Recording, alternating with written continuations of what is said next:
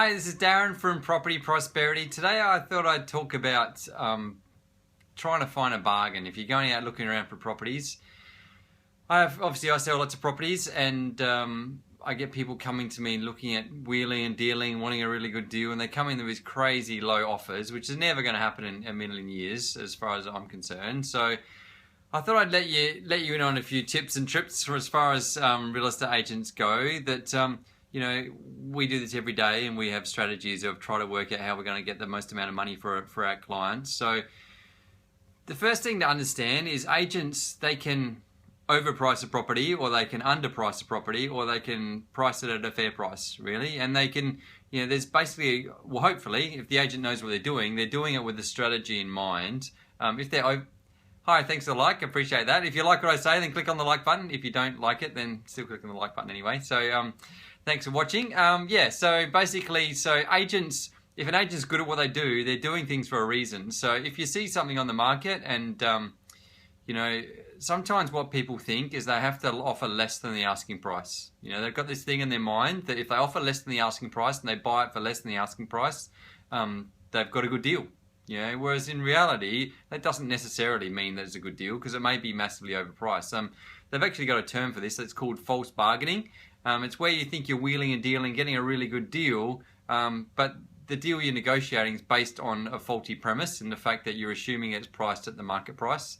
And so in actual fact, the agent might even know they're overpricing it, and they're just waiting for you they're expecting you to come in at a lower price. And then so you come in, example wise, let's say the property's worth $500,000. They put the property in the market at $550,000.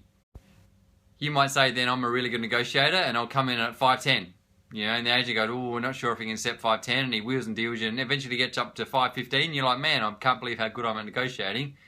But in reality, the property was only worth $500,000 anyway, so you ended up paying another, $15,000 more than what a realistic price should have been. So that's one example of where, you could end up thinking you've negotiated a really good price and you think you've got a bargain, but in actual fact you've missed out because, you didn't really understand what the true value of the property was from the start. And secondly, the other thing could come in as a property, let's say it's worth $500,000. The agent just needs to sell it, or the owner just needs to sell it. You talk to the agent and said, hey, just get this thing sold really quickly. They've come in at, $460,000. Even though it's worth $500,000, everyone knows it's worth $500,000 except for you come in the market. You think, oh, $460,000, I've got to come in less than the asking price. You come in at $450,000. Problem is, within 24 hours that property's sold, and you look back thinking, man, $460,000 was a pretty good price. I should have taken it then. But you've offered at $450,000. You've missed out on the opportunity. You could have come straight in and offered $460,000, got a really good price, bought the property, and made $40,000 straight away. So that's an example of you trying to bargain on a property which you didn't have to bargain on. It was already a good price. So I quite often get that. I spend a lot of time with my vendors. My preference is to price the property fairly, around asking price. Sometimes it works out good to price it a little bit less than the what a fair price is, because then you get a lot more people come and look at the property. What I'm trying to do is create sort of auction environment where I get heaps and heaps of people there, and then they start to fight for it.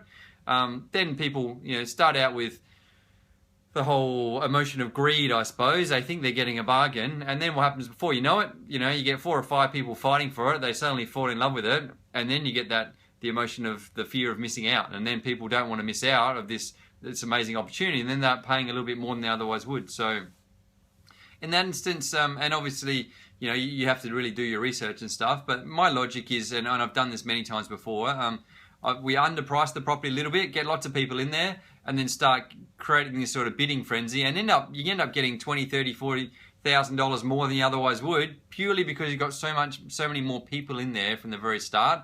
Whereas if we priced at a fair price, or a little bit more than a fair price, then we get a lot less people from the start, and we get a lot less people competing for the property then. So that's some of the logic behind it. In that example, if I'm underpricing a property, I still get people coming in offering less than the asking price. I'm like, why are you doing that? The price, it's like a really good price anyway. I even get people coming in at the asking price, even though it is priced a bit under what's a fair price, and expect to buy it. And I say, well, we've already had offers higher than the asking price, so you're going to have to offer higher. And they're like, well, you can't do that. You've got to accept my offer because I'm offering the asking price.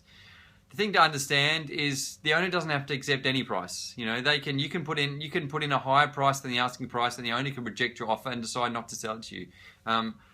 For some reason, I think a lot of buyers feel like their right to be able to buy a property, and the vendors have to sell it to them if they've offered what they think is a fair price. When in reality, the owners don't have to accept your offer, and they can change their mind. They might put it on at 500,000, and then you offer 500,000, they decide they don't want to accept it. Because at the end of the day, if they've had 20 other people lining up at the first open, all offering 500,000, then maybe they're going to get more than that. So why wouldn't they hold off a little bit longer and potentially accept a higher offer? So I just want to let everyone understand this, because this is when, you know, people miss out on really good deals because they're always looking for this bargain. They're always trying to find this amazing deal. And sometimes too, reality, if you're buying a house that you're going to live in, then who really cares? Does it really have to be a bargain? Because you're going to live there anyway. It's just like, you know, it's not, you're not doing it for investment. You're not doing it to make money. It's like whether you're going to go to the movies. You know, is it a good investment to go to the movies? No, but do you want to go to the movies? Is it going to be cool and you're going to enjoy it? Yes. So just go to the movies. Likewise, if you're buying a house to live in, you know, is it the house you want to live in? Is it a nice location? Is it near your kid's school? Is it near your work? You know, does it have all these other intangible benefits purely, you know, other than financial? You know, and some of those intangible benefits are valuable to you. And so, you know, who cares if you're already getting a bargain? If you're getting all those other intangible benefits, then it doesn't really matter. You know, there's no point missing out of your dream house, which is in the perfect location, you know, and everything you've always wanted, just because you want to try and bargain down an extra $5 grand, an extra 10 grand. So my advice to you is don't get too stressed about trying to get a bargain. It's not necessarily the most important thing. As a developer, you know, obviously you'd assume developers are all out there looking for a bargain, but in reality, you know, I'm happy to pay a fair price, because as a developer, I make my money by creating value in the property on top. So, you know, I don't necessarily have to screw the owner down and get a really, you know, crazy cheap price. You know, it's obviously a good thing. If I can get it a little bit cheaper, that obviously helps as far as my profitability goes.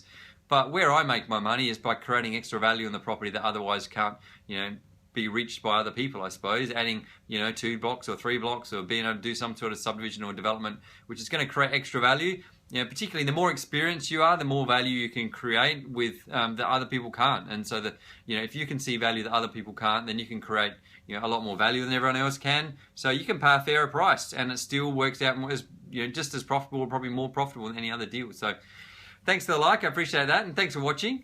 So hopefully that's made sense. Hopefully people don't get too stressed about this whole trying to find a bargain thing, because I've talked to so many people that they've been looking around for years and they're constantly trying to find a bargain. The problem is the market keeps going up, and then they have to keep readjusting what they think they're willing to pay, but they always want to pay a little bit less than the asking price, and then they miss out on all these deals, and then they have to readjust their asking price up again, but then again it's still not as high as where the market's at.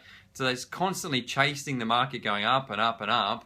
Whereas if they just bought at a fair price 3 years ago, they would have paid a lot less than what they're paying right now, just because they were looking for this bargain. So that, hopefully that makes sense to everyone, why it's not necessarily always a good thing to get a bargain and to be hunting for a bargain, because sometimes you miss out on some really great opportunities. So thanks for watching, guys, and I look forward to talking again soon. If you think someone's been shopping around for a while and they keep missing out, then maybe they'll find this video useful. So click on the share button. If you've liked what I had to say, click on the like button. If you haven't liked it, then click on the like button anyway, and I'll try a bit harder for next time.